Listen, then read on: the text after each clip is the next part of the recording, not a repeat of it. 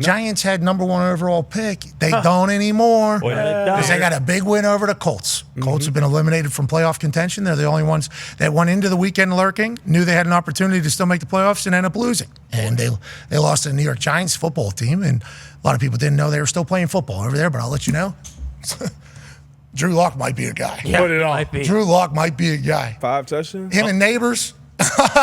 Is that a tag team of the future over there? Yes. The New York Football Giants. It looked like it. It certainly looked like it. And remember, while this game's happening and you're watching these highlights, the Indianapolis Colts still very much in it. All they would have to do is, just win out against a New York Giants team. They already got a win in MetLife against the New York Jets. They, going into this game, had more wins in this stadium than the team they were playing against, but Drew Lock put that thing on. He did. And when Drew Lock gets hot, it's unstoppable. Joe Flacco did everything he could. There was a couple turnovers, obviously. There was a couple touchdowns that were thrown. We were in it. But inevitably, 45 points. 45 points. The Giant total? No, for the one team, the New York Football Giants. They scored 45 points in a game you needed to win.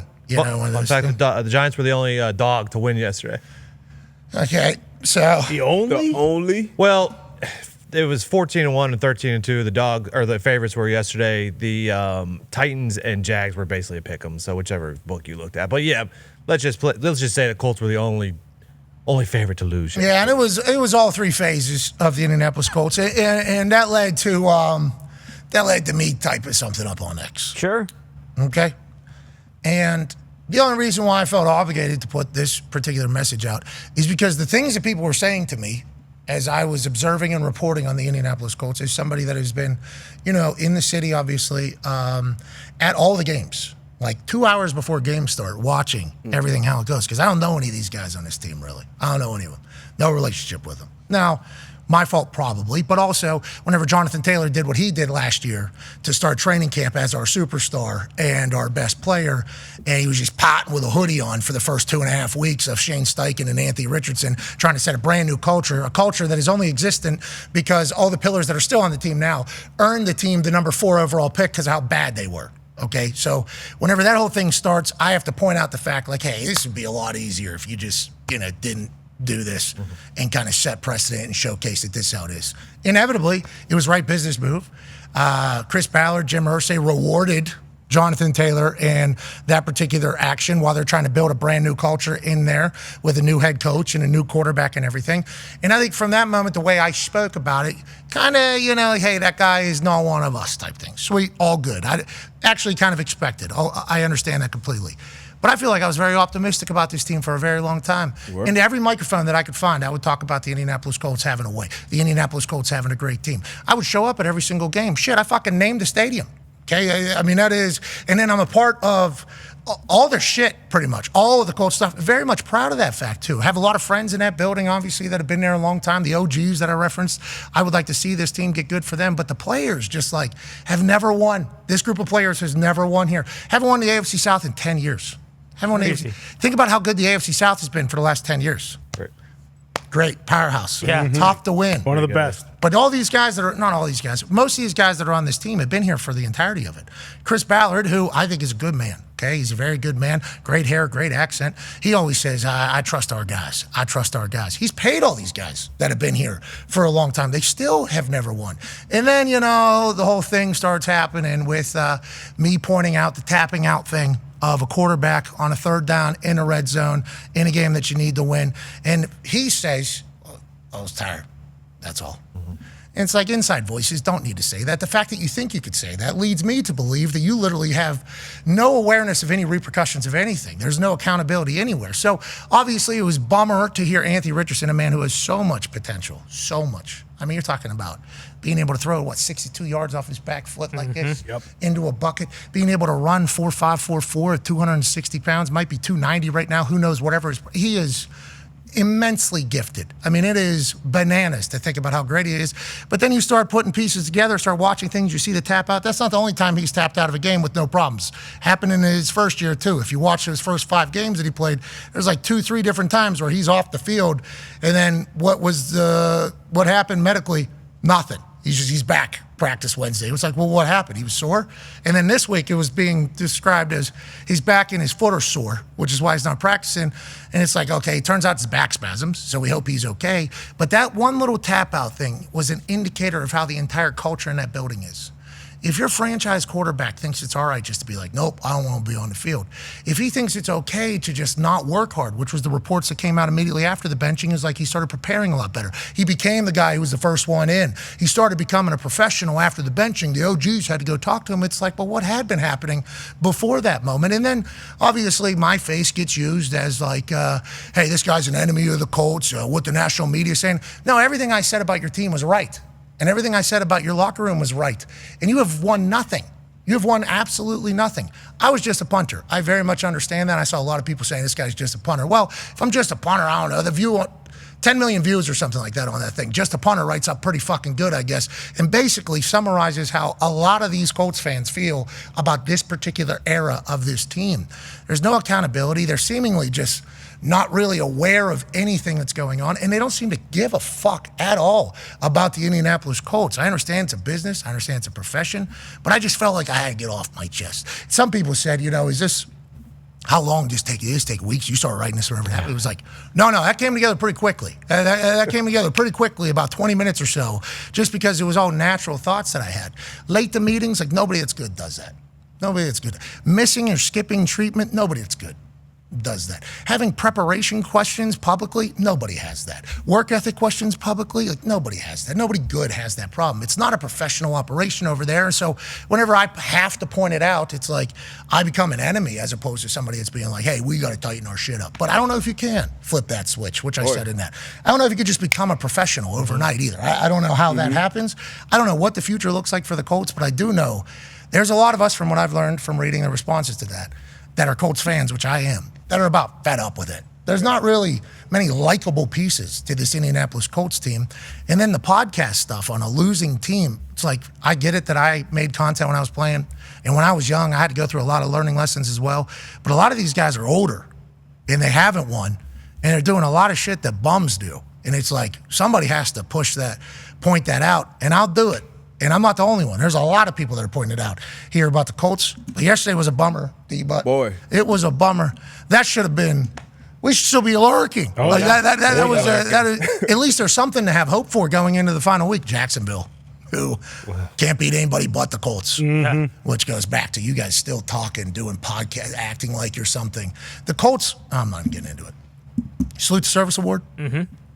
Which is obviously a massive ordeal, especially here in Indianapolis, Indiana, which is an award given to somebody on each team for their service back to the military and how I was very lucky to win that award multiple times. I became a finalist in the NFL, felt honored to do it. Here in Indiana, the amount of military personnel there is. Not a lot. The amount of military everywhere. Camp Atterbury is about an hour south of here.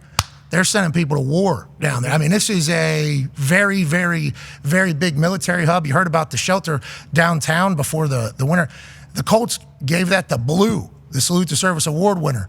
It's like the Colts gave the award to themselves for what they do for the military in Indianapolis. It's like, so nobody on the team. Who's Blue? Blue's the mascot. Oh. Yeah. That's the Colts. Like, that is the Colts. Yeah, they tell him where to go. So it's like you just start adding up all these things. It's like, who are you guys? Like, why do you think you are who you are? And it's because they all got paid. They've all been here.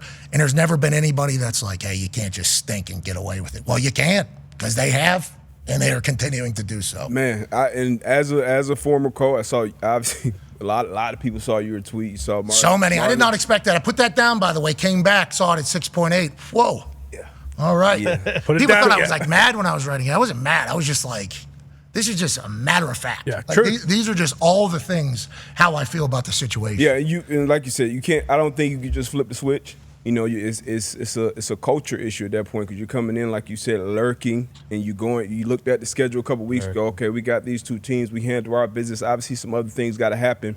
But then to see that effort, talent is one thing, and I feel like we have the talent on the team. So when you go into and playing the New York Giants and you lay an egg like that, they put up 45 on you, and then just watching the tape, watching the game, and seeing the effort. Extremely, extremely disappointing. You see what's going on in Minnesota with what Questy and KOC have done. You see what's going on in Detroit with Brad Holmes and MCDC have done, and other places as well. The Rams came into this season bunch of young pieces on defense. Obviously, Stafford didn't know what was going on there, and they're won the damn NFC West. So like when it comes down to the leadership, and that's from the top down, not only the players, and then the players. You gotta police each other. You gotta create that culture and enforce that culture in the locker room. And like you said, we know a lot of people in that building. Shout out Dave Hammer, who it's probably his last season there, but he's been there since Head 84. athletic trainer, yeah. He's been there since 84, so he's seen a bunch of different teams. A lot of those guys, the training room, equipment room, former players. I know it's a lot of new fans who maybe have been fans of the Colts for 4, 5, 6, 7 years and think they know it all. But when you talk about the people who have laid the foundation of the organization and what they put out there on tape and on the field. As professionals, you obviously got to look at yourself and check yourself, and then you got to be able to check each other. And the only way you can check somebody else is if you're accountable yourself and you're holding it down. So very, very disappointed as a former Colt. And I agree with damn near everything you said in that tweet. A lot of bum tendencies. Yeah. Just like too many bum tendencies. And then just stop being bums. Just be like, it's hard for me to understand and wrap my mind around it. Especially, like Anthony Richardson didn't play yesterday, and I hope his back is healthy. Legitimately, I hope his back is healthy. Back spasms would suck. The fact that it wasn't rolled out as back spasms to begin with, I think is... That's in my opinion, once again, and I know a lot of people over there, I got a lot of respect, but that's an organizational thing because you can't, you put him in a bad spot because, we don't know. As fans, we don't know what's going on inside the building, but when you say back and foot soreness, for a week when everything's on the line and there's already been question marks around your quarterback with the tapping out and missing games like that, and you say back and foot soreness, and then after the game you say, oh, it was spasms and they were serious, and that's what are we doing? Yeah, go ahead. It's very much like the Dolphins with Tua early on when they said he had a rib problem and it wasn't fractured. That was the initial report. And then as the week he had a went hairline on, fracture or something instead. Bingo, as the week went on. And then they released, hairline fracture in the ribs, which is a completely different story. But the Giants too, they were one of the teams that hadn't scored 30 points all year. They were on that graphic with the Raiders. Multiple guys got their first interception of their career yesterday. Yeah. I think that's what I saw. Not career, but year. That's actually their, I think I heard, that's their first interception of the whole season right there. That's what it felt like. Yes, nasty. Obviously, not the right throw, not the right spot. This is his first interception of the year, though, I do believe, this guy. And it's what a play. That's the first drive. That's the first drive downfield. We were moving. Flacco was spinning. Oh, yeah, he was playing ball. 33 points. And there's a lot of talent on the team, which I think is why it's come on, dude, come on. And if you want to make me the face, make me an enemy in this city, okay. Try to get me booed out of town for what you guys have done to that building. Well, you guys always say it too. There's a lot of talent in the NFL. Period. Typically you don't get to the NFL if you suck at football. There is a lot, but it goes back to everybody's good. So if the culture's bad and stuff like that, you mentioned it, a lot of the shit that was coming out in the media and what people were saying, you don't. Both of the 7 teams on the AFC and the NFC side, you don't hear any of that shit from any of those teams. None of that stuff. Oh, we got guys not working hard over here, middle of season. What? You got guys not working hard? That's got to be. We got guys just showing up late to team meetings, not because they get in a car accident or something, just because I overslept. Sorry about it. It's what the. Do you care about football? Do you care at all about any of this? Maybe you don't. Whatever the case, you're eliminated again. Have a great vacation, and next year we got a chance. Next year we got a chance.